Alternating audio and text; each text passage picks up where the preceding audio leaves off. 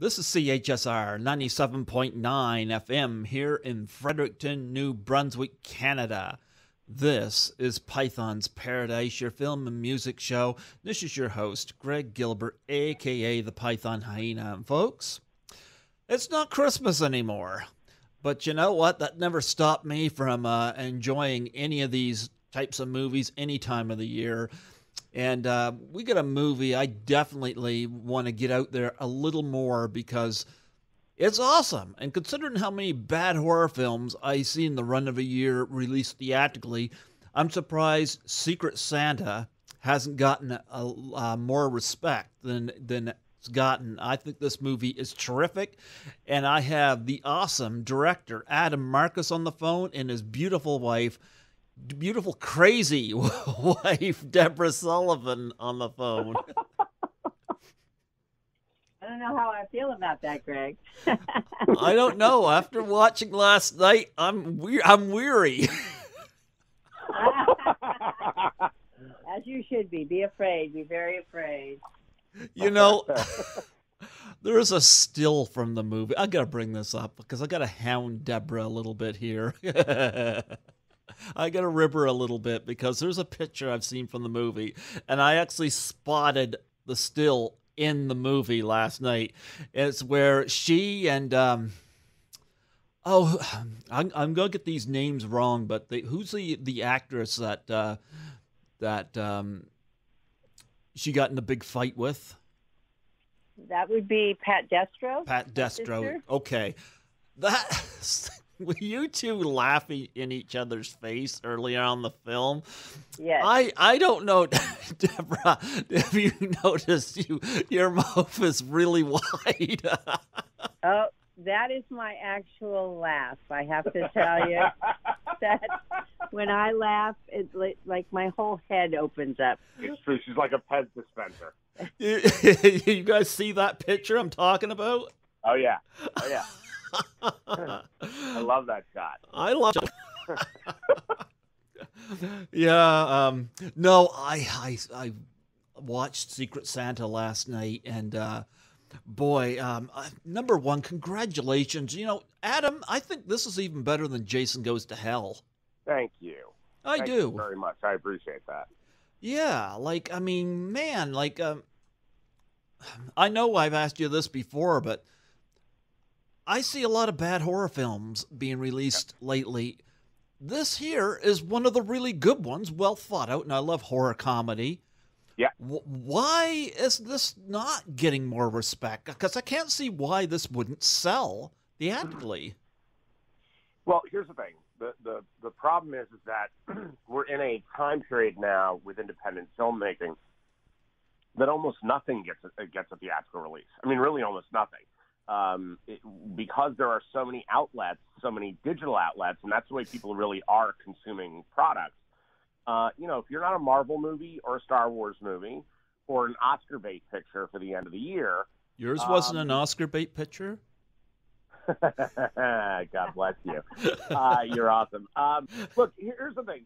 Secret Santa has already played 22 festivals, which is remarkable for any film. We've won a couple of those festivals. We've been nominated at even more of them.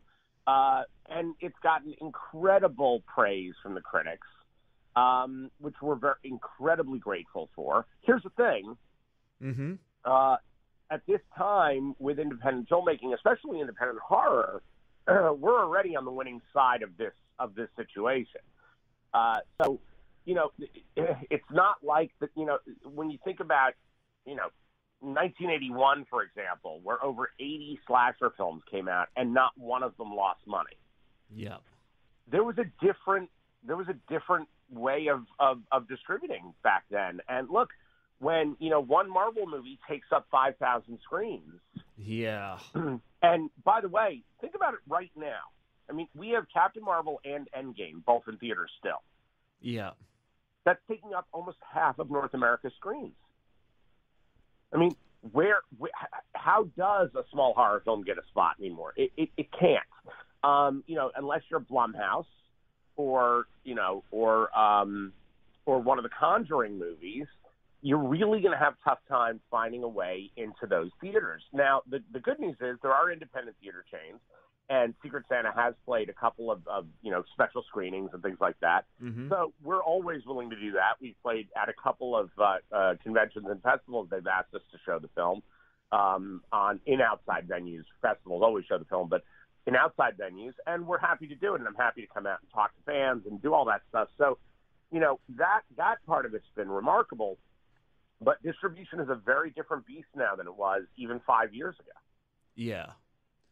Well, I hope 13th Fanboy gets proper distribution, because I'm part of that. Yeah, as am I. Yeah. Oh, you're part of it too? What? You're part of it too? Yeah. Oh, yeah. Oh, wow.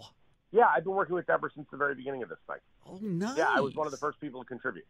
Oh, fantastic. Well, Deb and I are friends. She's amazing. Amazing. Deb is. And I are she. In fact, seriously, today we're talking right after this interview. Yeah, Debbie's been on my show 3 times, and I remember when she launched this project. I gotta say too, I was early contributing as well. The moment I found Tracy Savage was in it, I was like, okay, I'm in. Right. Yep. Yep. So, I've done a lot of interviews. I've done a lot. Yeah. Oh, sorry. No, go ahead.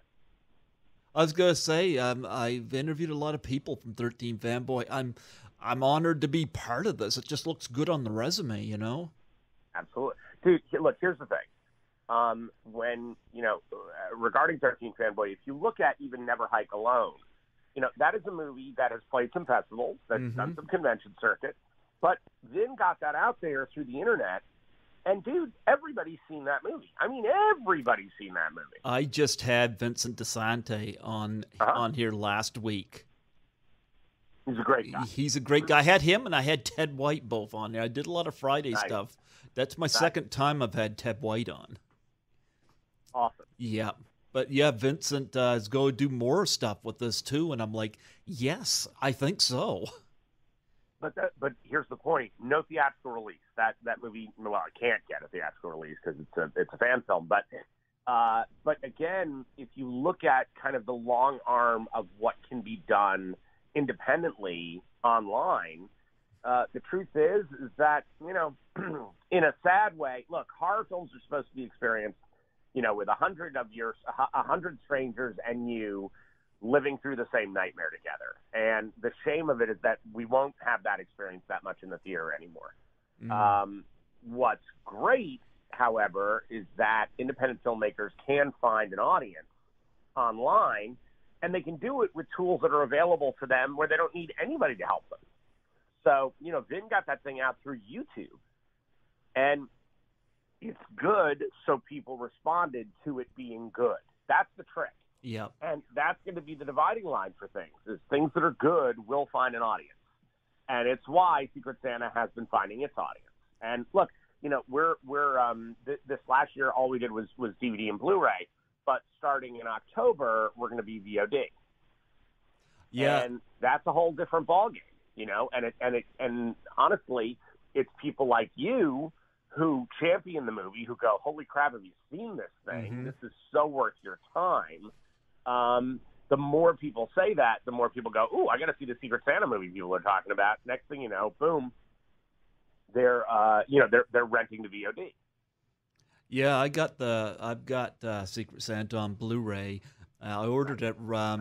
I ordered it shortly after I interviewed Debra last year, and yeah, and I gotta say, I'm not disappointed. Awesome.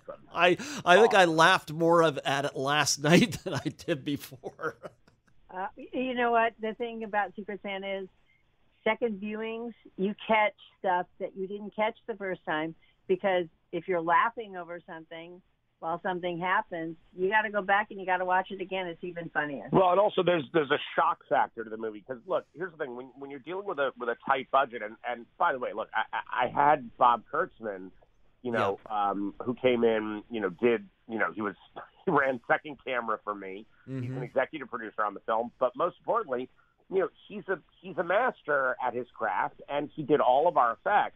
So I've got a great effects guy, at the helm of all the gore. But here's the thing. You can only afford so much on such a tight budget. So for us, it was like, okay, how do we make this movie, like, how do we make people wince without giving them red stuff every 5 seconds? And Jeepers, I think you gave it every 2 seconds. Yeah, exactly. And the thing is, the initial shock of the movie, sometimes you're not going to laugh as much. You're going to be more like, oh, my God, did they just do that? Did they just say that? When you watch it the second time, you know where those hits come. And now it's more about the dialogue, about the performances, which, look, yes, I'm the director of the movie, but I'm being completely honest when I say there's not a bad performance in the film. The film is stacked with amazing actors who are just bringing it. I mean, they're all so good, and topped off, with my remarkable writing partner, Deb, who, Debra does an unbelievable job in this movie. I mean, truly, if I wasn't married to her, the performance alone would make me want to marry her. I laughed at her a lot last night. I think I laughed at your wife more than anybody. Awesome. Oh, that's great. That's great. Yeah, I jotted down some stuff here while I was watching the movie, and I gotta say, number one, I love that opening, that little precursor before it's 4 hours earlier, Right. And right. You got the camera shot from the point of view of the snow globe. Yep.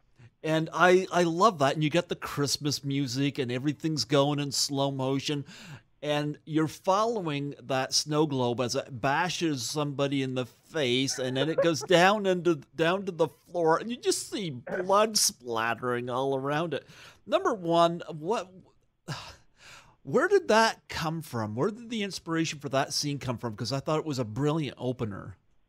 Thank you. I will tell you, it was actually the thing about the screenplay in general, because what had happened was we came up with the idea on October 31st, 2015, only because our partner, Brian Sexton, our brilliant producing partner, he wanted a horror movie and he wanted one quick. Like, how quickly can you get me a horror film? So we had to come up with something that could be shot very quickly, which meant, very few locations, not a ton of performers, even though the movie has 25 actors in it. Yep. And he wanted something really, really condensed and specific. So I knew that if we could pull it off, we could shoot a movie at the beginning of 2016 in Big Bear with at a location we were able to use. And I knew that I could get everybody to keep up their Christmas decorations and Christmas lights after the New Year. So if everybody could keep those lights up for me for a couple extra weeks, I would have set dressing that is like gorgeous, and that usually you have to pay to have all that stuff done, and it would already be in place. So I knew going in, great, we're going to make a Christmas movie. We're going to make a holiday gone wrong movie, this party. The moment that happened, we started to write the script. We started November 1st, 2015. We were done November 20th, 2015. So it was literally 20 to 21 days of writing. That's it. And that first shot truly came from the very first moment. Like, I was like, okay, what is it that represents the holidays the most? Well, it wasn't just a snow globe. It was the idea of Santa. And the fact the name of the movie is Secret Santa, I was like, okay, if we get Santa in a snow globe, and the opening shot of this movie is someone being beaten to death with a snow globe, and then we cut back and we start our story, that's a great way to get the... So that shot is written exactly as it appears in the movie, exactly as the first page of the screenplay, and it was the very first thing that was written in the script. And it also lets you know right away what genre film you're in.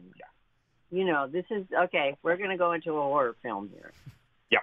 Yep. And that it's going to have a sense of humor because someone is being beaten to death with a snow globe. Yeah, it was like a Royal Rumble going on there. Absolutely. And I will tell you, getting that shot was, oh man, that was a long couple hours trying to work the technical stuff out with that shot, because the camera is literally attached to the snow globe. Yep. And it's not like, we didn't use like a GoPro. That's a Red.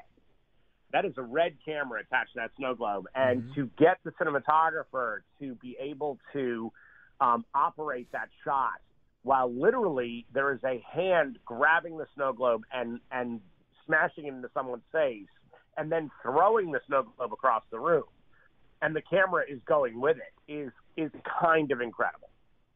Yeah, I mean, we talked about Jason Goes to Hell, but I think as a director, I think I liked what you did with Jason Goes to Hell, but this is so much more creative than what you did there. Thank you. I really appreciate that. Look, Secret Santa is the movie that I am most proud of directing. And again, the funny thing is, Jason Goes to Hell to this day is still the longest production time I've ever had. I had 37 days on that movie. With Secret Santa, I had 11 nights. I bet it felt longer with Val Kilmer. Oh no! Oh yeah, Conspiracy. No, Conspiracy was the longest shoot for my soul. That's for sure. And I also got to say how creative the credits are.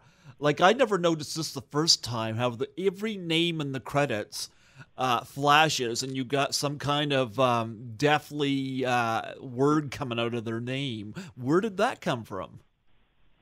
Literally, that was also right in the script. Okay. That was truly. Here's the thing. I hate when people just put up titles. I hate it. When the producers put the titles in for Conspiracy, which I had nothing to do with the title sequence in that movie, it made my blood boil, because I was like, this is not the way I do things. If you look at Jason Goes to Hell, has a very complicated, interesting, opening credit sequence, as does, my movie Let It Snow, which has, with my brother and I made that movie together, and that film, has almost no titles at the beginning, because I didn't want it to be about credits. I wanted it to be about the movie and about the story. I am all about sort of interesting title sequences. And so for me, the idea of the movie called Secret Santa, I wanted each one of the names to reveal a secret, to reveal some little thing that later in the movie will become part of the story. So that was the idea. Everything was about keeping on theme. If the movie's Secret Santa, everything's going to have a secret. And the whole point is that these little fissures and these little cracks allow these secrets to spill out. And it was a lot of fun trying to figure out what words would go with people's names and make them work in the titles. That was all Adam's idea, by the way. He's amazing great at that kind of stuff. Was Kip not involved in any way in this movie? Who? Kip Oh, Marcus? Kip. Yeah. No, no, that's not true. He is involved in one very, very specific way. It's really true. So, so Kip didn't even know I was making the movie when I first made it, because Kip lives in Luxembourg. He's an executive for Amazon. He's the head of marketing for Amazon Europe. Oh, okay. So Kip didn't know I was doing it at first. He found out soon, when I went into production. He and I spoke about it. Because remember, from the first day of writing the script to the end of production was 2.5 months. That's it. Okay. So literally, we made the entire thing in 2.5 months. So what happened was, you remember from Jason Goes to Hell, Kip gets his head cut off. Yep. In the movie at the end of the film. Mm-hmm. Spoiler alert. Yeah. So he gets his head cut off, and the demon crawls out from under his neck. Remember that whole sequence? Yeah. Well, when I went to cast Secret Santa, there's this marvelous actor, Michael Rady, who plays the boyfriend of the ingenue of the movie. Yeah. And Michael is a good friend of mine. He's a wonderful actor. The guy has been, the lead of 5, network series. Mm-hmm. He's like the king of the Hallmark movie. He's just an extraordinary actor. And so Michael is my next door neighbor. Okay. And Michael was one of my students in my class in here in LA. And so I was coaching him for a couple of years.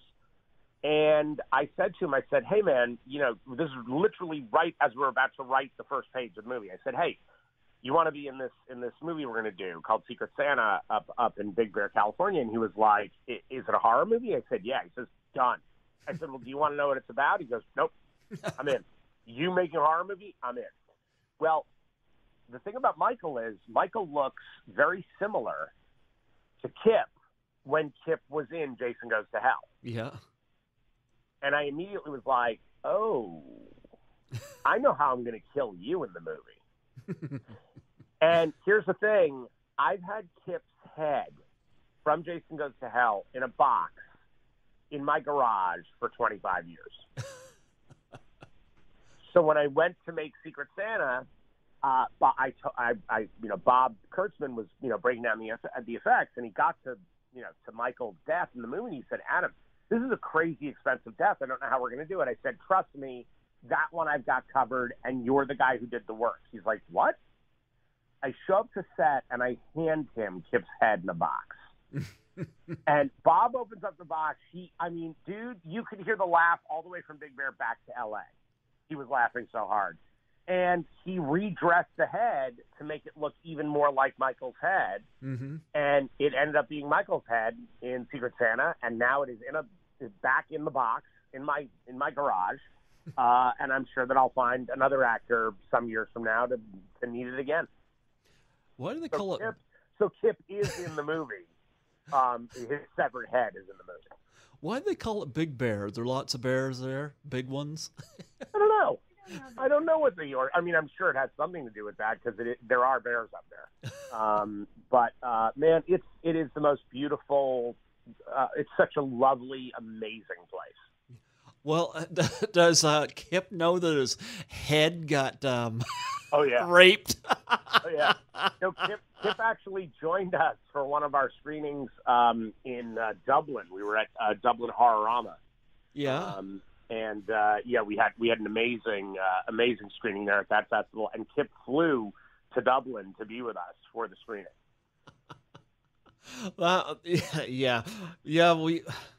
That was a funny scene. Where did you come up with the guy? I think you know what I'm talking about with the head. With the head, yeah.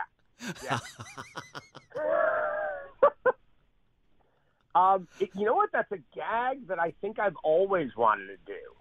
I've always been like, I love the idea of that gag, and so to be able to play that out on screen it's so gloriously violent, and every audience has lost their minds over that gag. And what's great, look, here's the thing. Again, it's all about organic weaponry. Yeah. So what is used in that sequence, the weapon of choice for that entire sequence is so completely part of wintry Christmas stuff. Mm-hmm. So everything, look, not unlike the snow globe. At the beginning, I wanted the weapons to be weapons of choice of somebody who'd be hanging out around a wintry cabin in Big Bear during Christmas time. And the other thing is, it is absolutely consistent with Jackson's character because Jackson is completely sex obsessed.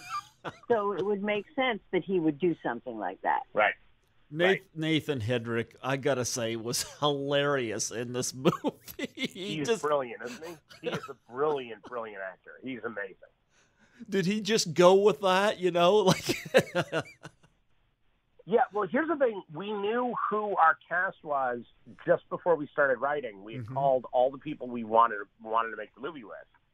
And once they signed on, it's what made writing it so much easier because we know, because all of the people involved in Secret Santa are part of the skeleton crew. They're part of the troupe that makes up the skeleton crew. And so all of these people I've been working with for anywhere from 5 to 16 years, truly. So I've got this cast of characters that I know their voices. I know the way they act. I know the things that they're great at. So once I knew that they were in the project, it was like, oh, well, this is easy as hell to write. And I know what Nathan can do. So knowing that full well, I was able to write to his strengths. Deb and I could really capture his voice in the character and let him just go for broke. And, by the way, here's what's so funny about Nate. Mm-hmm. Nate is probably one of the most soft-spoken friends we have. He's like this quiet, shy, lovely man. And he turns on this maniac so easily. It's really extraordinary. It's just extraordinary. But, to that end, people like Petra Erskog, who plays Tildy, the Swedish caterer. Okay. Pippi has been my assistant editor for the last 10 years. No joke. Okay. And she's a brilliant actress from Sweden. And I've worked with Pippi as an actor for almost 15 years now. So her voice is so well known to me at this point. Like when she has that great moment where she cracks herself up after saying that incredibly lewd comment that she makes when Drew Lynch reveals his big secret. Yeah. I know Pippi has this like hilarious snort chuckle that she does. She just starts to laugh, and it's just all snort and chuckle. And so it's like, oh, got to put that in the movie. So there are things in there that are so authentic. I mean, Debra's big laugh when she has that incredible cackle of hers where her head almost becomes unhinged. Well, I know that about Debra. Like, I wasn't going to make a movie where she didn't have that moment to laugh. Yeah, we got to talk about Debra because I think she had some of the best lines in the film. Well, thank you. Yeah, I wrote this down here. I love it when they come to the door. She comes there with her fiance, and the nanny is brought up. And you go, like she cared. Yep. Yeah. Well, when we were writing the script, we were taking moments from people that we've known throughout our entire lives that have just said outrageous things. Mm-hmm. My aunts, my mothers, all kinds of people. So it was fun writing those dialogues. Yeah, and I'm trying to get this. Okay, I gives another one on here too. Goes, you're not drinking now, so what's your excuse when they've had the asshole scene? Yep. I wrote that quote down. I thought that was so great. You're not drinking now, so what's your excuse? I have to say, I had more fun playing this part than any other part that I have ever played. I could tell. Yeah, there's a glee to Deb in this movie that's pretty hilarious. That's she's having a tremendous amount of fun, especially with the violent stuff. Look, Brian Sexton's favorite scene in the movie is the fight scene between Deb and her sister, played by Pat Destro. Yeah, and he loves that scene because he's like, to watch these two unhinged, mothers go after each other and just tear each other to pieces is so much fun. And again, I've never seen that scene before. I've never seen a scene where two mothers with carving knives go after each other at the Christmas table. I mean, that's the thing about Secret Santa that I hope works for people. Yep. We tried to do something that, look, there have been dinner parties gone wrong movies. Absolutely. Yeah. We wanted to take this one to the furthest freaking degree. Like, this is a slaughter fest between family members. And it's the kind of thing where you go, this is what, look, everybody likes to treat Christmas like it's this, like, sacred kind of thing. It is not. It is when you put all of your family together in a room with each other, and families have all kinds of baggage. Yeah. And what happens if that baggage gets unpacked and you didn't mean to unpack? Yeah. Yeah. That's the exciting thing about the movie. Yeah. Yep. And of course, is it okay? Correct me if I'm wrong. Is it was that Pat Destro's house? That is Pat Destro's house. Okay, I heard that right. I don't know. It might have been you or Debra. One of you has told me that. Yep. Yeah. Yep. That is her house. Did she clean it up afterwards? We did. Actually, you know what? You should watch on the same disc on the Blu-ray. Mm-hmm. There's a making of on there that I think you would really love, which goes into the whole production and what happened. We did a making of documentary on the disc that is 72 minutes long. Okay. So it's a real documentary. Okay. Yeah, it's really cool. It's called Naughty or Nice. Where did you find Pat? Again, Pat has been one of my students for over a decade. Yeah, well, it was fun watching her and Debra go back and forth on each other and try to strangle each other with Christmas lights. Yep. Debra smacks her in the face with a glass bulb. Uh-huh.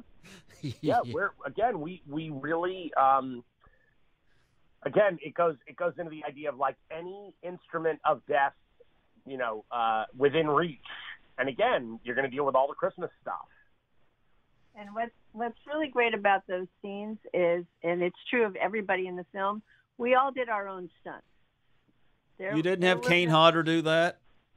No, we didn't have Kane Hodder. Kane was not available to play Deborah's character. No. Kane would be afraid. He should be afraid. But we have an amazing stunt coordinator, Freddie. My brain has gone blank. Freddie John James, who plays the chef, bald chef in the piece. And you Freddie, got two bald chefs in the piece. Right, that's true. Yeah, it's true. He was the one that got his eyeball popped out, huh? That's him. That's him. Freddie. You can tell I watched this recently. Absolutely, dude. No, Freddie is the one who, not only has he worked with me for, I think that's 15 years now. Fred's my stunt coordinator for everything I do. And he is, beyond the fact that he is freaking brilliant actor, mm-hmm. he is the best stunt coordinator I've ever worked with. We have never had not a bump, a scrape, a bruise, nothing. Not one injury. And Secret Santa alone, mm-hmm. Secret Santa has over 120 stunts. Yeah.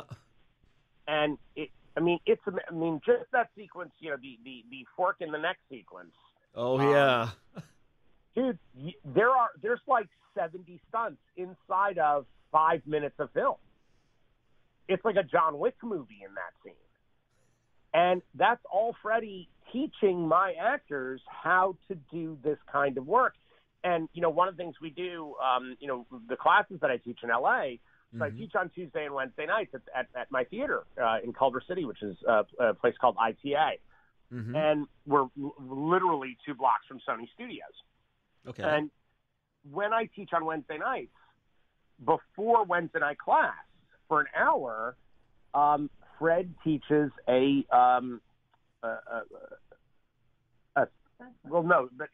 it's a stunt class, but it's, what am I thinking? The theater term. Stage combat? Stage combat. It's a stage combat class so that every one of my actors is able to do all their own stunt work. And because I love to have the camera on people's faces while this crazy crap is happening. Yeah. Because then you're like, oh, my God, that woman is taking that punch. And what's amazing about my stunt class is that 9 times out of 10, I have more women in it than men. Okay. So we're really allowing people to kind of take control of their physical activity on screen as well.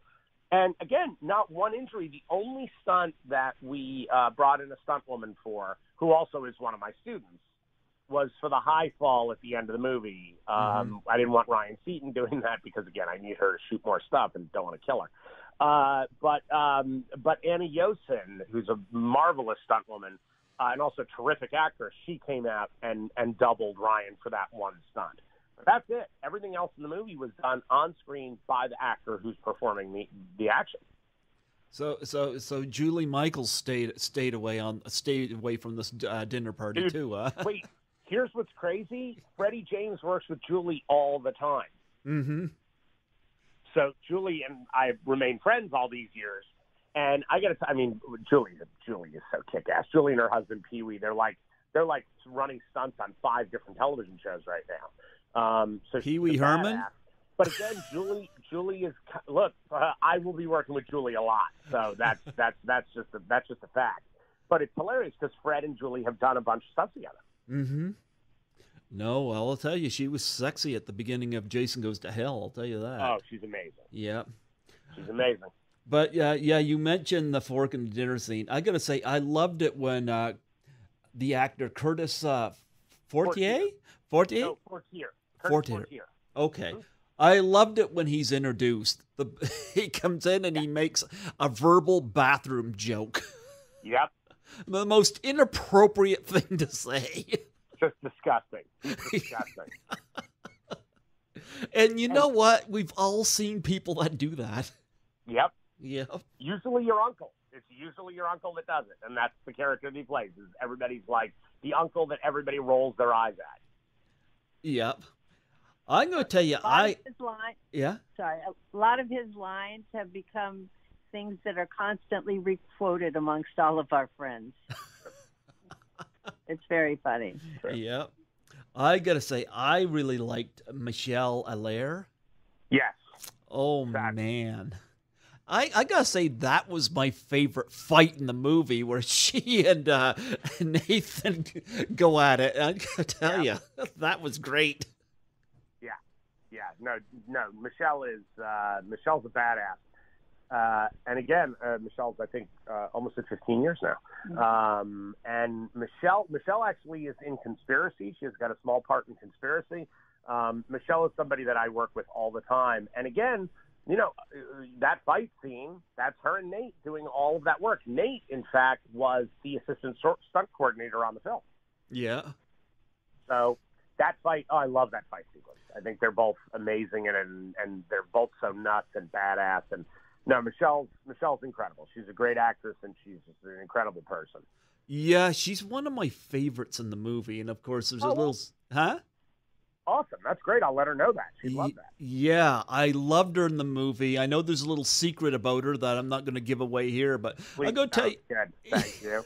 I'm going to tell you though, I loved, like, she and Nathan get in these really horrible, outrageous sex scenes. I mean, he's driving to the party and he slaps her on the hindquarters while she's giving him head, and I'm like, man, like, there's just no rules with these two. Yep. Well, that's the thing. There's no rules with the movie. That was the idea. Was that it was? I wanted people to feel like it was outrageous from the first second of film. Were they at all uncomfortable doing the nude scene? Because that was a weird bunk bed sex scene. Right. Yeah. Well, here's the way that went. So that was the very first thing we shot when we got to Big Bear, was the nude scene. Because one, I always want to get that stuff out of the way. It's so uncomfortable for everybody. It's horrible for the actors. For me, it's even worse for me. I hate photographing people when they're doing that, because, you know, people all think it's like this titillating thing. It is the most technical, unsexy thing that people can do. It's awful. So it was literally myself and the DP in a closet, hiding in a closet because we had to pull back enough to get the shot, and the room was really small. So we're in the closet with the camera. Then Michelle and Nate are straddling the bunk bed. And then A. Leslie Keyes, who plays April, is under the bed because she had to grab the keys because she was the only one small enough and thin enough to hide her body under the bunk bed. So I needed to use her hand as the person to grab the keys at the end of that sequence. Okay. Well, the thing is, for her to know when to grab the keys, she had to look up. Well, when you look up, and by the way, these are all friends. Everybody's friends with each other. She is literally looking at the entire fruit salad of Nate and Michelle over her head. Okay, yeah. Pretty hilarious. Yeah, I would say so, yeah. The other thing is, because they're actors, Nate and Michelle knew they were going to be nude on camera, so they had been starving themselves for weeks to be in top physical shape for that moment. Well, here's the thing. I wanted those poor people to be able to eat something. So literally they got out of their cars, out of their clothes, onto that set, done. And we shot it and it was finished. So it was truly the first 40 minutes of shooting was that sequence, just so we could get it just done. They wouldn't have to deal with it anymore. So what did Nathan prefer, the sex scene with her or with the severed head? Funny. I think with her, just a little bit more. Especially, remember, when he's got the severed head, he's out in 10-degree weather out in Big Bear. So that's not as much fun. Yeah. No, I love Michelle in it. And I got to say, her death scene in the movie, I think that was the most creative death scene. Thank you. Oh, Thanks, my. man. Talk about that death scene and putting that together. Well, here's the thing. Again, it goes along with the whole idea of what we do as writers and for me as a director, as far as, what things are going to be available to kill somebody with and what the surprises are. And so if you notice in the fight scene with Deb and Pat, the fight to the death between the two of them, the star on the top of the tree, it falls down, yep, in slow motion off the tree to the ground next to Deb's feet. Mm-hmm. So the idea was that I wanted to set that up, 30 minutes before Michelle's death, so that when Michelle does get killed, you really don't see that coming, and you really don't see it coming the way it does. No. The other thing is, it was exactly the kind of thing that I knew Bob Kurtzman could help me really make that sell.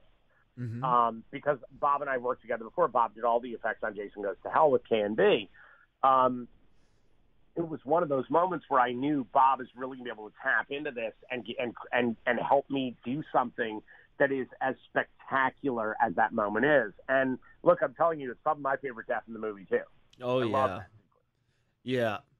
And of course, A. Leslie Keyes, I got to talk about her a little bit. Loved her in the movie. She's kind of the most likable showing up there at that party, Yep.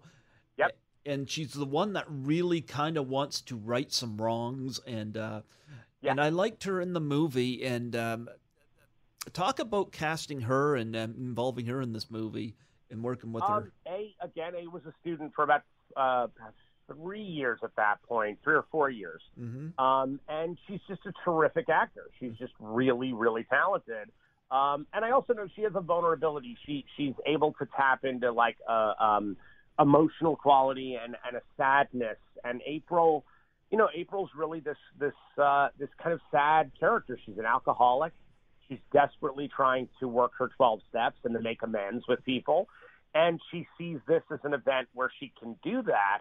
And of course, all of her good intentions go wrong. The other thing is, look, it's funny because her character really isn't innocent because she's done horrible things in her past. I mean, really horrible. The one actual innocent in the movie is Drew Lynch's character, the brother Kyle. Yep. Who really is completely innocent. And so between, April and Kyle, I wanted them to be sort of the people in the movie that you have this emotional gut punch over because April's trying to do the right thing and Kyle is just a good guy who has been teased and humiliated his whole life, mm-hmm. who finally stands up for himself in the movie, which is one of my favorite scenes in the whole film when he stands up against Debra, when he stands up against his mother, Shari. I loved it when she imitated him. Right. But that's what I'm saying. Like, here's a guy who even his own mother makes fun of him right to his own face. Mm-hmm. And he does take charge to some degree, and then, awful things happen. And the other person that's interesting, because it's another character you brought up that you really liked, Michelle Allaire's character, Jacqueline, is also someone who is just a good person. Yeah. Didn't do anything wrong. Her secret doesn't say anything bad about her. She does go to the wrong washroom, though. Right, that is true. That is true. But I got to tell you, that's the thing that's interesting about the movie is that, there are people in the film that are innocent. There mm-hmm. are people in the movie that are not doing the wrong thing. Yeah. Who are who are in many ways horribly punished for being good. Yeah. But the casting of April, much like everybody else, the casting of A. Leslie Keyes is pretty much the same as the rest of the group.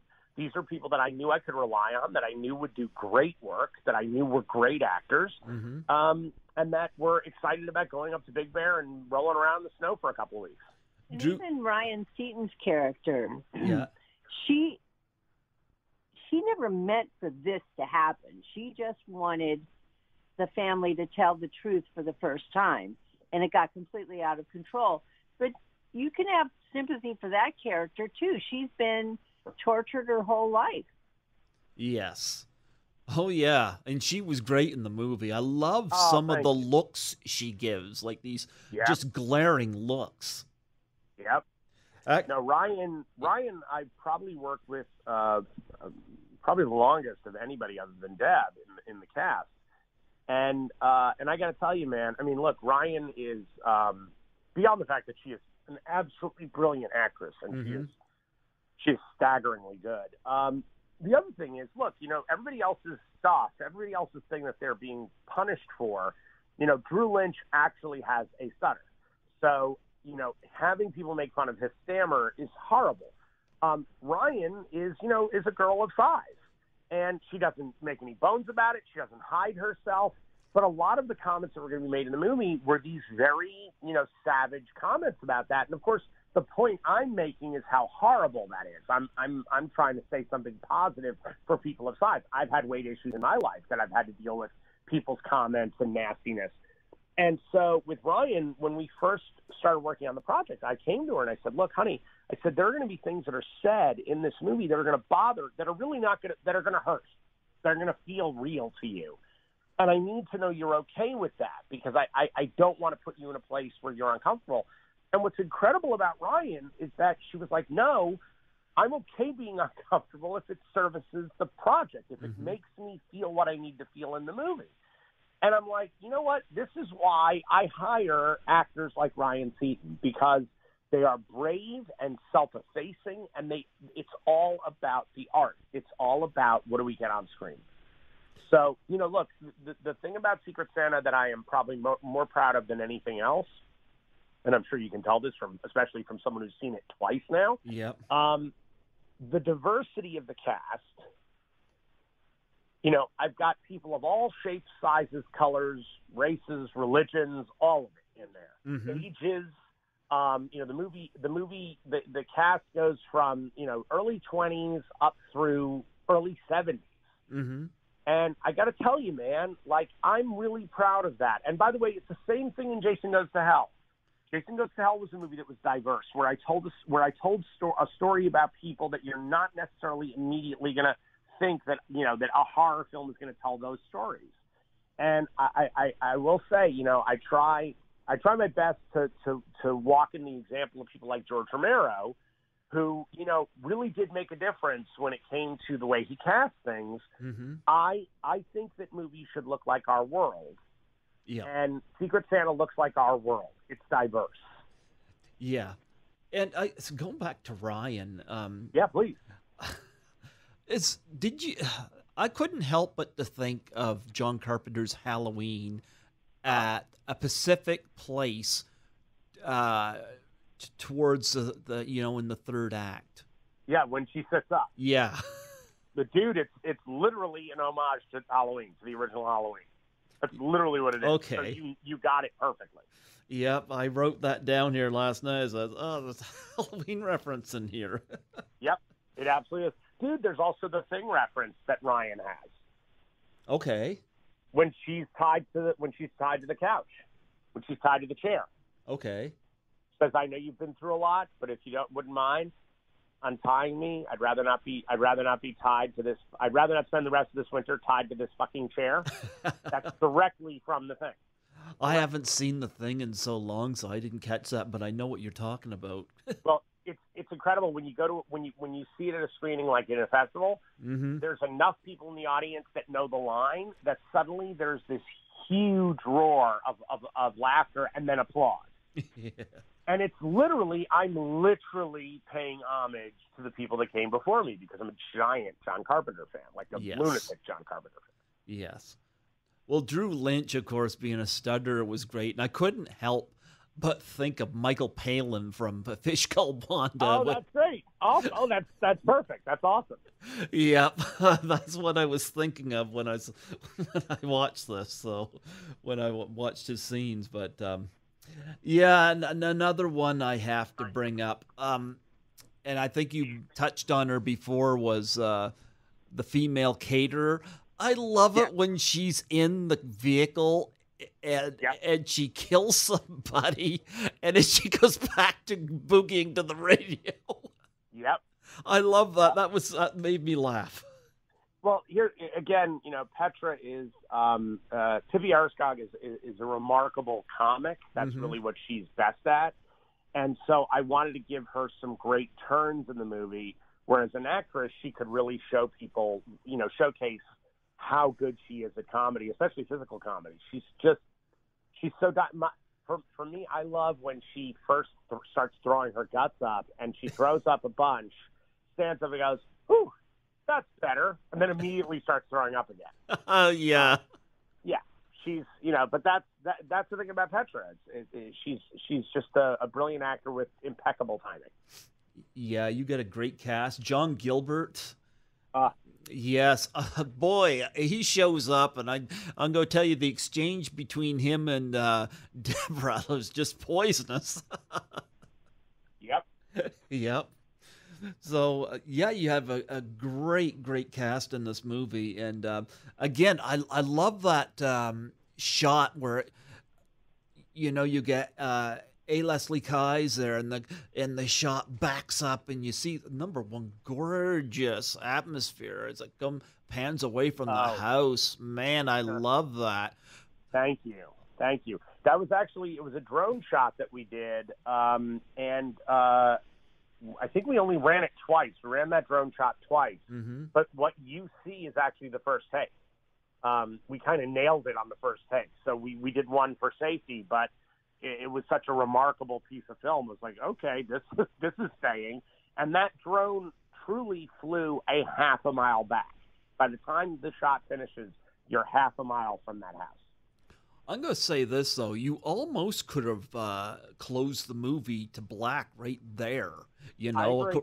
But, I mean, you added a part on the end of it, which, again, you get another family that's just despicable in a car. So, describing the grandmother as smelling like cat piss, I'm like, okay. Yep. So it was a nice addition on it. But, yeah, I almost, when I first saw that, when it was panning away from A. Leslie, it was like, I expected it just to go to black right there, And, yep. But no, it didn't do that. Added that piece onto the end. Are you going to do a sequel to Secret Santa? There is. We do have a sequel in mind. It would not necessarily be the Pope family, but it would be the same sort of virus. You're not going to dig them up like Jason Lives? Well, the virus would continue, and what we would want to do is a wedding in a church on Easter Sunday. Oh, wow! And the movie would be called Hippity Hoppity. Oh, that's great. Yeah, so that is definitely something that's in the works at Skeleton Crew. But yeah, man. I mean, look, the thing about Secret Santa is it could absolutely be sequelized. I just think the more interesting thing is to tell furthering stories of other bad families. Yeah, you could do that. No, I love this movie. I had a lot of fun with it. Very well done, and I think it's the best thing you've done. Hang on one sec, Greg. Sorry, our dogs are going. Your dog's going nuts. Yeah. Someone rang our bell, so they went a little crazy. I'm sorry, dude. Yeah, I was going to say though. What was I going to say? Oh yeah, I wanted to know if. Do you know whether Sean Cunningham saw your movie? I don't know if he did. I wouldn't know, actually. I haven't spoken to Sean in a long time, and I got to tell you, I think he's up to his eyeballs in lawsuit on Friday 13th right now. Yeah. So, no, probably not. But again, he might have. He might have. I don't know. I really don't know. Yeah, because I feel bad. You had a great relationship with him until this whole mask situation. And again, I read that in Fangoria back when Jason Goes to Hell was on the cover. Like, I'm sorry. Like, I mean, he still denies this, but no, it's just not. It's not true. I mean, he's lying. And again, it's look, either he's the weakest man in the world that a 22-year-old kid overpowered, or he told me to do it, and I followed my orders. Yeah. So, Sean is Sean, and the truth is that anyone who knows Sean knows that I'm telling the truth. So, yeah. I feel bad about that, and I felt I hate the fact that when the lawsuit was taking place, like Victor Miller, I mean, I've had him on my show. What a nice guy, and he took a lot of shit. The sweetheart. Yeah, and he took here's the thing. Oh, here's the thing. Okay. Yeah. Sean, look, Sean was incredibly instrumental at the beginning of my career. Mm-hmm. Sean was, in some ways, a father figure to me, and I cared very much about Sean. Yeah. Okay? I cared more about Sean's wife, Susan, who I adore, who we lost early this year. Mm-hmm.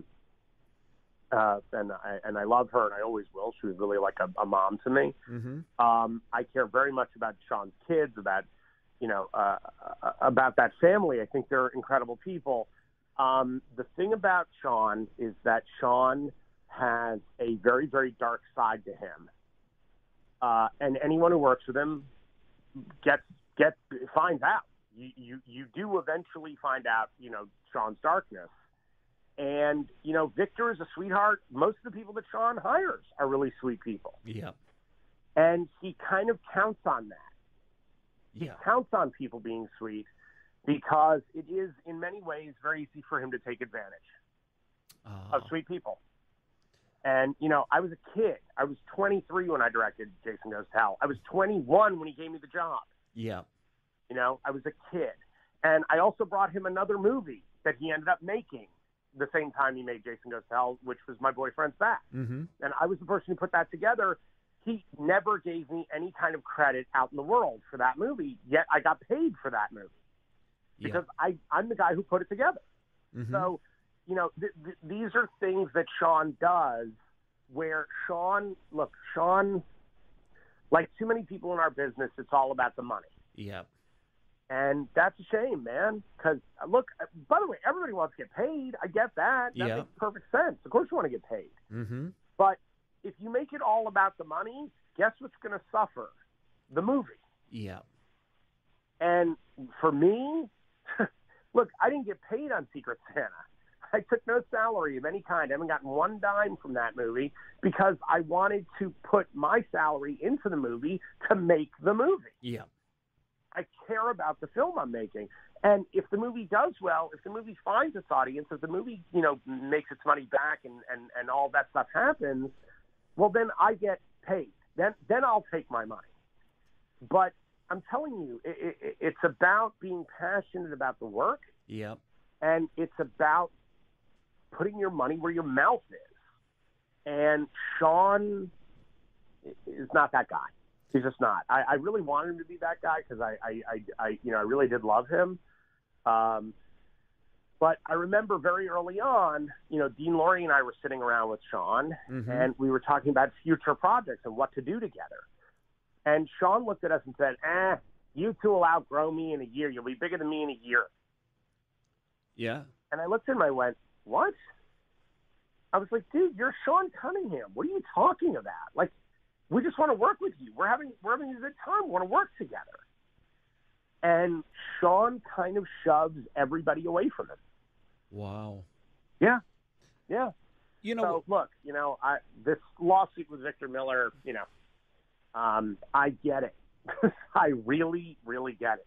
Yeah. I have points on Jason Goes to Hell, which made a crap ton of money.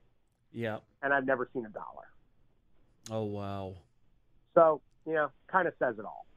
You know what it reminds me of, too, speaking of Friday the 13th directors, I know Ted White was talking to me about his relationship with Judy Aronson and the situation where she was out on the raft, and that was really, really, really cold. Sure. And she needed to get in to get warm, And Joe Zito kept saying, I'm setting up the shot, and finally Ted White threatened to walk off the set if they didn't get her warmed up. Good for him. Yeah, and I've heard that story told by Ted White, and and I've seen another variation where Joe Zito has denied it. Right. But Judy Aronson, on the other hand, sides with Ted White. That pretty much tells me all I need to know. Look, here's the thing. There are always going to be disputes on set. There's always going to be those kinds of moments. And look, a director, you're running against time, you're running against money, you're running against producers and the studio and everything else, and you're desperately trying to get it all to work. I could tell you from my point of view, protecting my actors is the absolute single most important thing I do as a director. There's nothing more important. Nothing. Keeping them safe, making sure not just safe from physical damage, but emotionally safe. If you don't do that for your actors, I don't know what business you're in. And, this idea that, pain is fleeting, film is forever, go screw yourself. Yeah. Enough. Because all of it can be done, and it can be done brilliantly. It can also be done humanely. So I don't agree with the adage of pain is going to create something better. That's just nonsense. Yeah. And by the way, it's also for me cheap, because look, I am not somebody who's impressed whenever an actor gains or loses weight. I'm not impressed by it. I'm really not. And all I think is, watch Eddie Murphy's performance in The Nutty Professor. Yep. You want to watch an actor actually do his job? And by the way, Rick Baker also, got to do his job and prove his artistry on that film by putting him in those suits, by making him those characters. And Eddie Murphy expresses such raw pain and emotion. That sequence where he's in the comedy club with Dave Chappelle. Oh, Dave yeah. Chappelle is railing on. Man, there's nothing more painful than that scene. It's extraordinary. And so from where I stand as a director, I go, there's no reason to twist, actors into pretzels. Yeah. You can let them ply their craft, and if they're a really good actor, if they're actually really good at their job, you know what's going to happen? They're going to give you an incredible performance without having to gain 60 pounds. That's right. De Niro talks about the weight gain on Raging Bull, and he regrets it to this day. Yeah. Yeah. I have a question for Debra, though. Is she right there? Hold on, I'm grabbing her because she was taking care of the dogs. Okay. Deb, question for you, sweetie.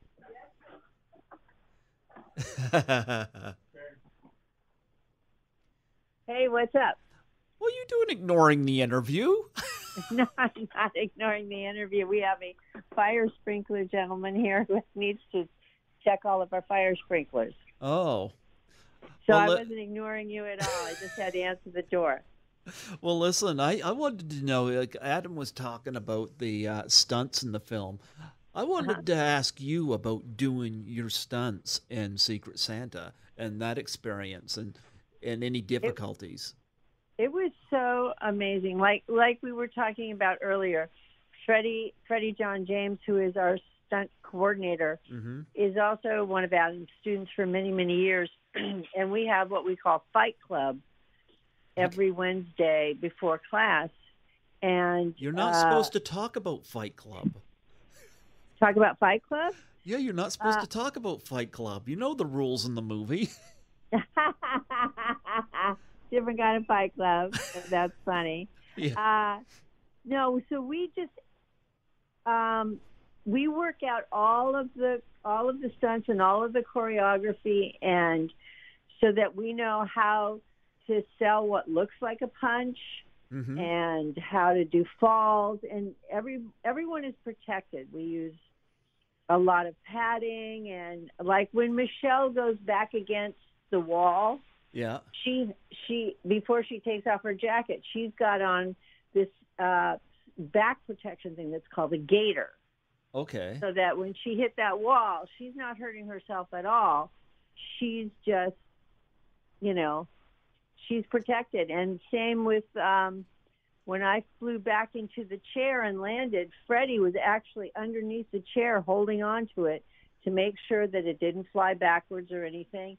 And as far as being strangled and all that other stuff, that's just stuff you sell with acting.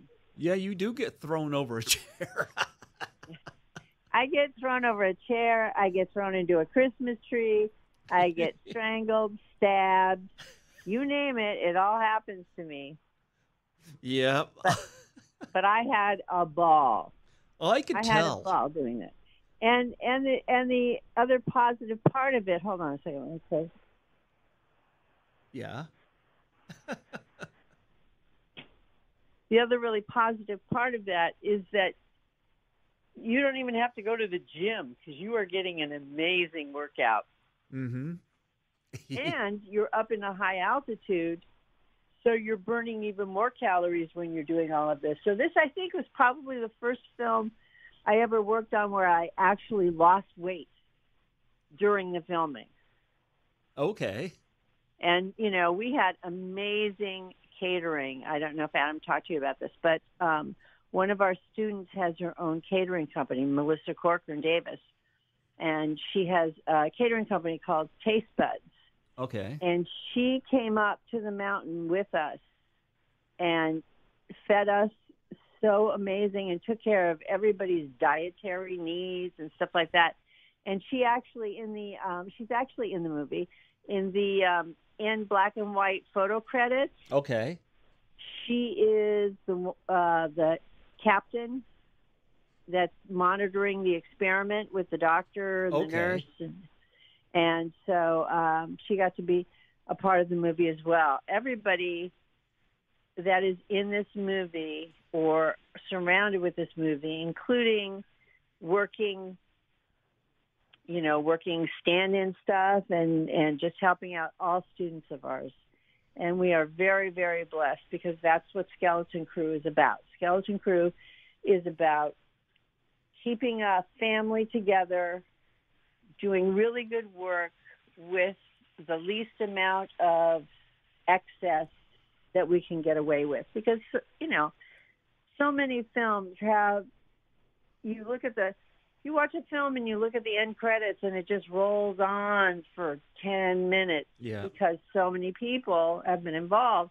And that's great. But when you're working low budget, you want to do the best quality work that you can do with the fewest amount of people. And that's what we really have. We have such an amazing crew and such an amazing cast.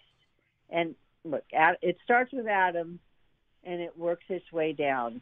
And everybody pitches in, and we all feel the same way, that we are a family, and we are all there to help each other. And if we're not in front of the camera for a minute, then we can do something behind the camera, whether it's catering or set design or anything that needs to be done, we get it done. Yeah. And we're very proud of that. Did you guys build a snowman? No, we had no time to build a snowman. We did break a snow blower, though. What did you do that for? Well, there was so much snow. Yeah. Big Bear got hit. If you watch the documentary, all of this is in there. But they got hit with a giant snowstorm. So that when we first got up there, we had absolutely no electricity for the first day and a half. Mm-hmm. And we're trying to put our set together by using the flashlights on our iPhones. Okay. It was crazy. And so we had the main house that we shot in, and then we had rented the two houses on either side of it so that, we could house everybody because nobody could go anywhere. We were all staying together. And the path between one of the houses you couldn't get to without the snowblower, and that poor snowblower was just like, nope, this is too much snow for me. Yeah, it broke as we were making the trail to each house. So Adam had to go out there with a manual snow shovel and shovel a path so that we could get to the different houses. While I'm directing a movie, no big whoop. Yeah. So you guys didn't build Pat Destro a snowman? No. I told me to not have time. No time to make a snowman for Pat. She has her husband Bob, who ended up being our location manager and sort of master carpenter for anything that we needed at the moment. So Bob Cox handled all that. So that's kind of her snowman she can snuggle up to. Deborah, are you going to be involved with 13 Fanboy any? Well, we've donated. Okay. So that will be my contribution, yes. I'm honored to be part of that movie and have so many talented people aligned in that with me. Before we move on to Jason Goes to Hell, I know I mentioned this to both of you before, because I mentioned this to Deborah, because I know part of the perks was to go on the location, the premiere, and I'm not going to be able to do that because of my scheduling. So I asked Deborah, I said to her, would you guys do a Doubtfire challenge? And I think I mentioned that to you two before, I believe. What challenge? I didn't get to hear that. The Doubtfire Face challenge? I don't know that. What is that? Oh, did you? Oh, Adam, did I mention it to you before? I think you did, brother. Yeah. You might not have told that. Oh, okay. Yeah, I've had a few of my interview guests do this. Awesome. It's a charity challenge to bring awareness to suicide and depression. Mm-hmm. And I've had a few of my guests, including Nancy McLaughlin from Jason Lives, done this. That's awesome. Yep. And it involves videoing yourselves. You take a pie in the face and you nominate 3 people. Oh, that's awesome. So it's like Robin Williams in Mrs. Doubtfire when he comes to say, okay. Yeah. Because Robin, killed himself because of depression. I think it's beautiful, man. I think it's an amazing thing you're doing. And between me, I didn't start it, but I'm kind of pushing it because it's something that I can relate to, and it's something that it's not taken seriously enough. And between me and Scotty McCoy, Adrian King and Lar Park Lincoln have both been tagged with nominations twice now. Yep. And I know Adrian said that she's open to it. It's just a matter of time. Sure. And it'd be awesome to get the heroine of the original to do this. But absolutely. Oh yeah, I love Adrian. You gotta get her in one of your Secret Santas. She's awesome. I'm crazy about Adrian, actually. She's terrific. We're now, she and I are repped at the same promotions company for all our appearances at conventions and stuff. And she was the one I actually called to make sure that that these, that the people were on the up and up, and that I should go with them. And she was amazing.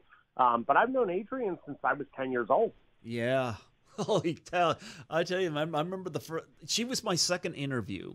Because I remember after I had Tommy Wiseau on here, it's like, who else can I get? And Adrian was one of the first people I thought of because it's no secret. My favorite part of the Friday films are the lovely females. Totally. Jason's just ugly. Come on. I donated to 13 Fanboy because Tracy Savage is that. You want to talk about a woman making a guy spend money. So yeah, it's like, oh yeah, I'll have my name on this movie. But yeah, I love it. I love Adrian King. But no, I wanted to throw this challenge out to you and Deborah because you guys know some people in the industry, and totally. And I could put this on YouTube, and yeah, if you two are up for it, I'd be honored. Awesome. It sounds fantastic. Yeah. What about you, Deborah? You open for that? Deborah's totally up. Hang on one second. She'll be with us in 1 second, brother. This is hilarious. We did not know that this was the time that this was going to happen, and it's a state mandated thing in California. So we're like, okay, guess this is happening now. Well, I'll tell you what. Until she comes back, let's talk about this project you got going on in conjunction with Jason Goes to Hell. Talk about that. You got it. Yeah. Look, here's the thing. Mm-hmm. It is inspired by the work I did on Jason Goes to Hell, Mm-hmm. not really in conjunction with it, only because, the rights for something like Jason is, we all know what that looks like right now. So, yeah. I loved working with Stephen Williams so much on Jason Goes to Hell. I mean, we had such a good time together. Mm-hmm. And I love the character of Creighton Duke, and so many people have asked me to why don't we get an origin film? Why don't we get a continuing story of Creighton Duke? He's such a great character, blah, blah, blah. So for me, it was like, okay, I can't do a Creighton Duke movie because I don't own the rights to that character, but I can sure as heck work with Stephen Williams and do something very similar to Creighton Duke, where it's something that's, that's a reimagination of that kind of character for Stephen Williams, and I can take sort of some of the ideas of this bounty hunter of the damned. Okay. And so we are doing a film called Hell's Bells. Okay. That is a really kick-ass, in-your-face, kind of furthering the Evil Dead mythology I was trying to play with in Jason Goes to Hell. Okay. So that's kind of where that project is going. We're actually writing the script right now, Mm-hmm. and have already started doing our location scouting and everything else for the project. So it's a movie that I'm dying to make. I love this film, and I'm telling you, it is the most sort of imaginative movie I've ever been able to construct. Okay. But also probably the most violent. Oh, more violent than Secret Santa? Yes. Yeah. Is Debra going to be in it? But in a slightly more John Wickish way. Okay. There's just a ton of battle scenes and fighting, and it's all going to have Stephen Williams in the middle of it, which is what's so exciting, is to have this incredible actor in the middle of all of that. So that's really what I'm working on. Are you going to have Debra and the skeleton crew in this? Oh, you bet. Oh yeah, I'm looking forward to seeing these faces again. From Secret Santa. Yeah, I don't do anything without my skeleton crew. That's the way that works. Yeah, because definitely, you going to have any of the other Jason Goes to Hell people involved? Yes, definitely going to bring Kane in there. Okay. Kane will absolutely be part of this project. Mm-hmm. And there might be a couple other surprises. Okay. Yeah. Yeah. No, this sounds like it's going to be a great project. I take it It's really cool. I take it you're still in touch with Stephen Williams. Oh, hell yeah. Okay. Well, he's amazing. You go bring Julie Michaels in it? I want to, actually. I've got a role for her, so I do want to bring her into it. I tell you, she looked good in that ball cap. You're so funny. I gotta say, I thought she looked great before she took that off and swished her hair all out. Yep. Yep. That's actually funny. That's my baseball cap from when I was a kid. Oh, you mean like yesterday? Exactly. Nice. Deborah's back. Deborah, I was going to ask you, you open for the Doubtfire Challenge? I am absolutely open for the Doubtfire Challenge. Okay, perfect. Yeah, because if you guys film that, send it to me, and I'll put it. You got it. Yeah, and nominate 3 people. Nominate 3 people from the industry if you can do it. We'll do it. Yeah, I mean, you guys got a whole crew in quotes, and all that, all the whole 9 yards. There you go. No, so we're gonna see huh? Can you do us a favor and just message me the information on it so that we have everything and we know what we're doing specifically for exactly what charity it's for and things like that? Sure. Yeah, Love it. We could do that. So you're gonna have Debra in Hell's Bells? Oh, heck yeah. Oh, yeah. No two ways around that. No, I don't make a movie without Debra in it. Is she good doing another cackle? Yeah, actually, I think she is doing another cackle in it. Yep. That is happening. That's my signature move. The cackle. Yeah, that should. Are you going to use the AC/DC song, or is that going to be put you over budget? We'll see. I actually, we've got an incredible composer, the guy who did all of the stuff in Secret Santa, Timothy Eilers. Mm-hmm. And so he's already been writing music for this project. That's how, I'm telling you, that's how committed we are to making this thing. He's been writing music while we've been writing the script. And I will tell you, we have actually talked about several AC/DC songs for the movie. Like Big Balls? So we'll see what happens. You go use Big Balls? That's a good AC/DC song. It's a great song. Are you kidding? I just think we've got enough balls on this movie to begin with. No, what was I was watching the end credits for Secret Santa last night. What is that song that it's got a male voice, that gritty voice that I think is on there first, kind of almost a metal sounding song? Yep, that's Tim Eilers. That's our composer. Oh man, I like that. Yeah, Wishing You a Happy Holiday is the name of that song. That one is we're actually Skeleton Crew's opening up an iTunes store. You'll be able to get all the stuff from that soundtrack, including that song.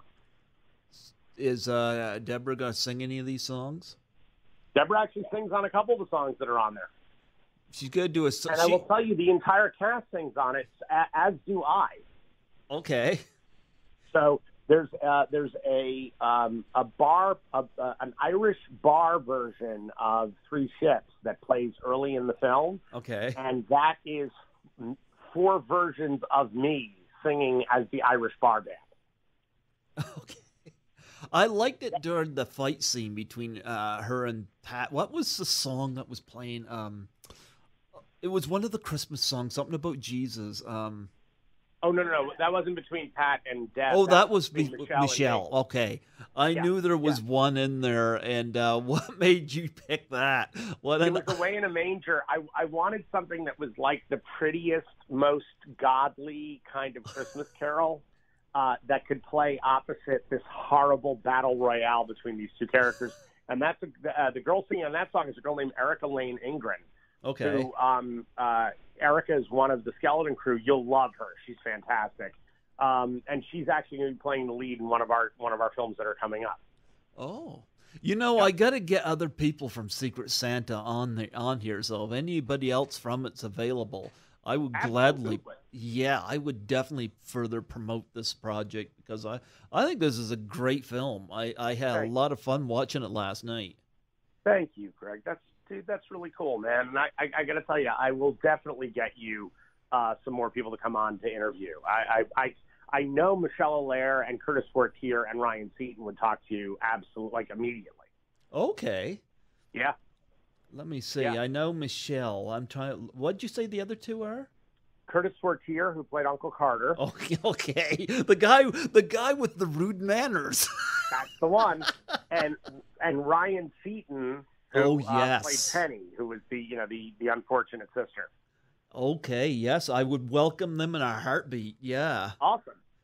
Yeah, I will hook that up. No problem. And trust me, I'm sure I can get other people to join in as well. I'm just telling you 3 people that I know I'm literally going to see tonight who I can say, hey, there's a great guy who would be an amazing interview for you guys. You should meet up with him. Yes, I would be totally open to that. Yeah. You're the only one, I think, from Jason Goes to Hell I've had on, too. So. Really? Yep. You're the only one. I've reached out to a few people. I got turned down by Leslie Jordan's management turned me down. So right. I didn't get that one. I guess he was busy or something. But he is. He's got that Fox sitcom that's become a hit. But look, the other thing about Leslie, Leslie is known for comedy. That's his brand. Yeah. So he doesn't really talk about Jason Goes to Hell, which I totally understand. I do. Yeah. But I will tell you, man, John LeMay is amazing and a great guy to talk to. Okay. Susan Culp is incredible. Okay. Rusty Schwimmer is like a goddess. She's extraordinary. Okay. So there are great people out there to talk to about it. Absolutely. I've reached out to Rusty and never heard. The thing is with Facebook, I reach out on Facebook, and sometimes messages get filtered. Like I just did an interview from the movie Walk Hard with Chip Hermans, and I reached out to him for the 10-year anniversary of Walk Hard. Sure. I never heard back from him until about a year later when he just saw it. I don't get that with Facebook. Like if somebody doesn't want to talk to somebody, just delete the message, but these filters. But a lot of times it does get filtered out. That is a problem. But no, dude, I'll tell you, you should also, once we get closer to what we're doing with Hell's Bells, definitely talk to Stephen Williams. Oh yes, I definitely He is the man. And I would have you and Deborah back on, of course. Awesome. Love Yes. Love it. I want you to do a movie, just an entire movie, 2 hours of just Deborah cackling. I love it. I'm totally up for it. I think it'd be amazing. I feel like one of the experimental films I had to watch in college, in my first year of college. Very Fellini. Awesome. Yeah. So, well, I'm glad this movie's being well received. To me, I think it's I'm being just straight honest. I think this movie would have played well worldwide, personally. But I understand your position there. But it's nice to do a podcast like this, and while everybody else is going to Avengers and whatnot, it's nice to focus on something like this and throw it out there and say, "Hey, check this out," or "Check that out," And dude, but bless you for being that guy. You are the kind of person that's actually, you're the only person that's out there in a sea of people wanting to talk to Brad Pitt, who actually want to talk to other kinds of filmmakers and people who need more audience. Well, you know who I had on yesterday? Who? I interviewed the guy who played the Gimp in Pulp Fiction. Oh, that's awesome. That's great. That's very cool. Because I wanted to get somebody on for the 25th anniversary of the film, and I saw I could get a connection with him, and I was like, man, people might not know who he is, Stephen Gilbert, but everybody knows the Gimp. You bet. Yeah, so that's awesome, dude. I love it. Yeah, so I don't necessarily need a star to get a good interview. Right. Yeah. Right. I love it. Although Emma Stone, I would take. Absolutely. Big crush on Emma Stone. I can understand that. Who doesn't? Who doesn't? Who doesn't? Yep. But no, what else is coming up in the future? We've got an incredible movie called Camp Massacre that we're doing. Oh, talk about that. That is, and that is an amazing film that was brought to us by two producers named Sarah Cheney and Heather Alt. They brought the film to us. They're both wonderful actresses who become producers and are now working with Skeleton Crew. They brought us this magnificent writer, Lindsay Hollister, who we adore, who's also an incredible Lindsay actress. Hollister I had on the show. She's amazing. Yeah, we were talking about Postal and Blubberella. I've had Uwe Boll on a couple of times, and and I've interviewed a bunch of people from Postal, and she's one of them. Lindsay's awesome. Yeah, she's incredible. So Lindsay wrote the script with Deb and I, and we now have this remarkable movie that we're putting together called Camp Massacre, and it is for heavy people what Get Out was for the African American community. Oh, okay. It's that movie. It's for people of size, and it's sort of an FU to the way that sizeism is one of the last things you can be outwardly prejudiced about and get away with it. So so we have this kind of amazing battle cry from these brilliant women. And so we're putting that together right now. That's going to be coming soon. We also have the most important film of our collection right now is a movie called Velocity. Okay. That has a couple of very, very, very big A-list stars attached. I can't say yet. We're doing contracts right now, but it is a huge action picture that we're doing through Lionsgate. So it's an amazing film. So that one is coming. That one Deb and myself wrote, and Deb, myself, and Brian Sexton, our producing partner, are producing for Skeleton Crew. So you will see some of our people involved and all that good stuff.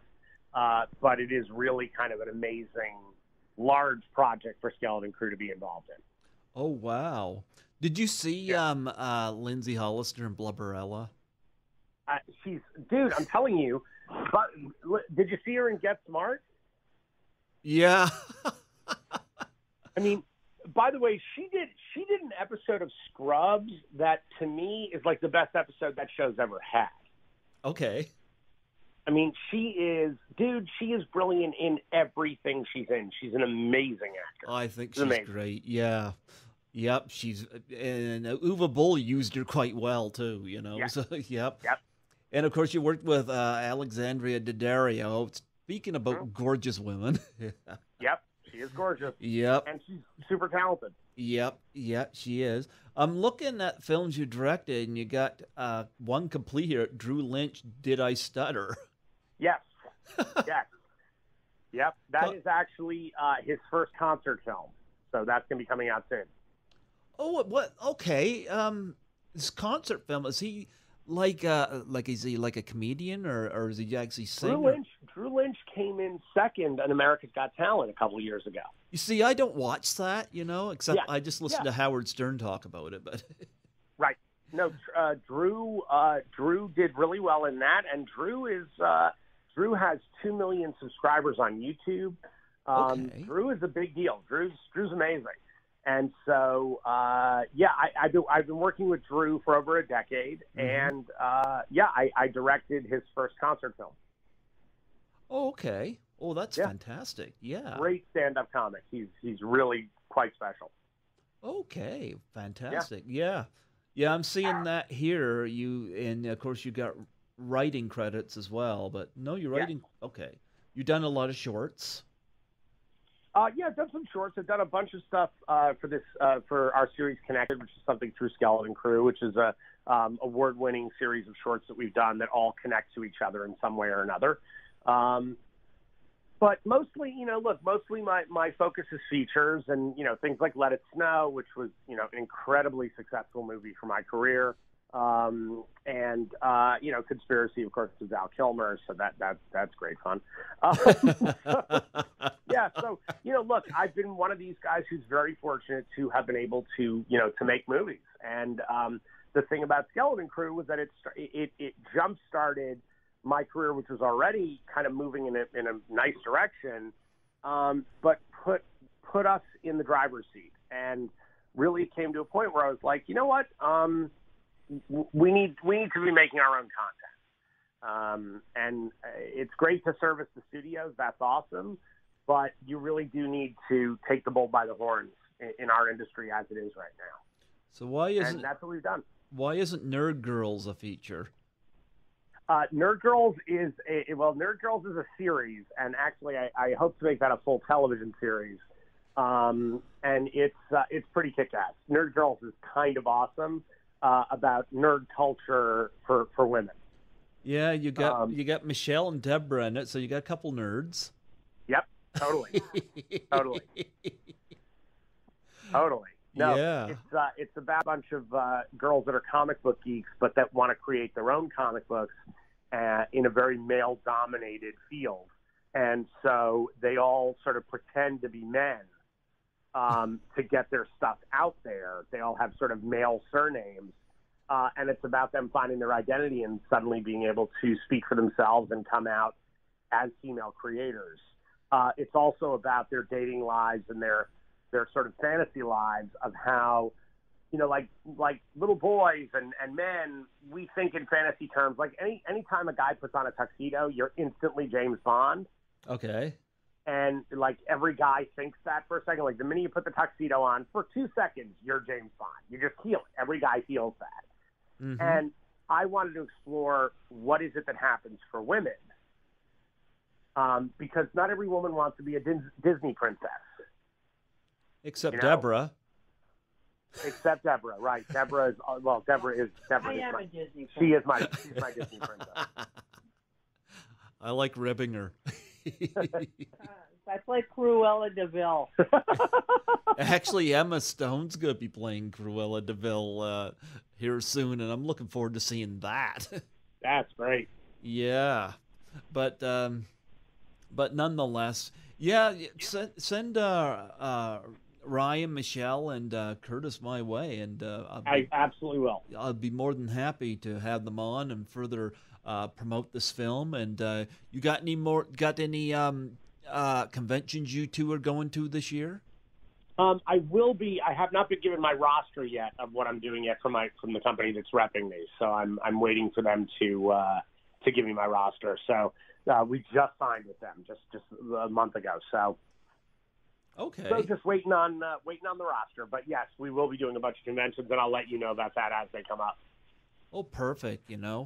I just started doing the conventions, so they're a lot of fun to do. I especially love horror film conventions because there's just something about horror fans that's very inclusive. They're the best fans in the world. I think so. Been. Yeah, I agree. Well, you know what? It's wonderful having you two on here today and talk Secret Santa, and I'm honored to promote this film. Thank you, brother. Yeah, a lot of... Huh? I said thank you. Yeah, and I had a lot of fun watching it last night in preparation for this, so I got to watch the documentary on it, too, so yeah. Yeah, please do, man. I think you'll really dig it. I think you'll enjoy it. Are you guys... Does it show you guys break the snowblower? No, but we do talk about the snowblower. It actually does come up. Well, that's a great location up there. I didn't know you guys had snow up there in California. I've never been to California. Yeah. Oh, yeah. And we had record snow fall on us as we made that movie. We got snowed in. You see, I'd never been to California, so I all I hear is sun and beaches, and that's all I hear. But then again, there's a lot of people that think we live in igloos here. Right, exactly. Yep, so here in Canada. And speaking of which, I remember you mentioned this before, too. The Trailer Park Boys. When are you guys going to get them in a movie? Deb actually worked with them at one point for Jimmy Kimmel Live. Yeah, she's going to work with them with them again. Okay. Yeah, we want to see that movie. Awesome. I love it. I want to see that movie. Well, you know what? We're closing down here, so I'm going to, before I let you two go, I need to plug by both of you. Okay. Do you want us to do each one, or do you want us to do it together? Hey, try it together if you can make that work, yeah. Let's try to do it. Yeah. Hi. This is Debra Sullivan. And Adam Marcus. And you are listening to Greg Gilbert on Python's Paradise from New Brunswick, Canada. Absolutely. When are you two going to get up here? Oh, I hope so soon, and I know that they are talking to conventions up there for us. Well, I usually do Horrorama in Toronto. And, cool. Yeah, I'm going there this November, December for that. Well, dude, listen, do me a favor. Recommend us to them. If you recommend us to Horrorama in Toronto, that's how they end up calling our reps to bring us in. I don't know whether they've got a full roster right now or not. Like that's what I'm hearing. But Chris Alexander runs Horrorama, and he used to be part of Fangoria. So wow, love it. Yeah, love it. So yeah, dude. If you talk to anybody up there, recommend us, and that's how they end up bringing people like us up. Yeah, well, I sent them a big list of people I've interviewed. So cool. Yep. So give them some ideas. So love it. Yeah, love it, dude. Well, we are celebrating Santa, a film that I recommend highly that everybody viewing this check out. It's very funny, and I rank it right up there with Black Christmas and what other? Oh, yes, Silent Night, Deadly Night. And I have to include Silent Night, Deadly Night, too, because Who can forget Garbage Day? Exactly. Yeah, Christmas and horror seem to work well for some of these people. So, yeah. Do you two have any particular favorite Christmas movies while we're on the subject? Christmas movies in general or Christmas horror? Both, either way. I mean, because I'm a huge Black Christmas fan. I think that film is extraordinary. But no, man, I love The Ref. The Ref, which a lot of people don't think of as a Christmas film, and it is a Christmas film. I'm a giant fan of that movie. Ted Demme directed, Dennis Leary and Kevin Spacey, and Judy Davis, and it's extraordinary movie. who doesn't love National Lampoon's Christmas Vacation? We've Yep. actually had people reference that movie with Secret Santa. Oh, wow. That ours is like the violent version of National Lampoon's Christmas Vacation. Or Bad And I Santa. like all the old classics. I'm a sucker for the old classics. Oh, yeah? Like It's a Wonderful Life? Oh, yeah. I love that one. What a great Christmas story. film. Yeah. Who doesn't love a Christmas Yeah. story? Yeah, A Christmas Story. Although you mentioned that a lot of people don't consider The Ref a Christmas movie. A lot of people don't consider Eyes Wide Shut a Christmas movie either, but look where it's set. Right. Yep. I'd have no Well, look, issue. please. And I love when people get upset when people say, Die Hard is a Christmas movie. Of course it's a Christmas movie. Yep. Of course it is. It's Christmas Eve. Yep. That's the movie. It's set right there. It's set right there. Yep. Well, I thank you two for coming on and talking to me today. I love this movie, and Deborah, I loved you in it. I had so much fun laughing at you. Thank you so much, Greg. I really appreciate it. Yes, and when you're talking to Debbie Sue Voorhees, you tell her I said hello. Will do. I will literally say that today. Absolutely. Well, God bless both of you, and thank you for this wonderful movie. And stay in touch, because I'm open to promoting you guys. Will Thank do. you We so will much, absolutely, Greg. brother. Thank you so much. You have a great day. You too. Take care. All righty. We'll talk soon. Yeah, bye-bye. Bye, brother.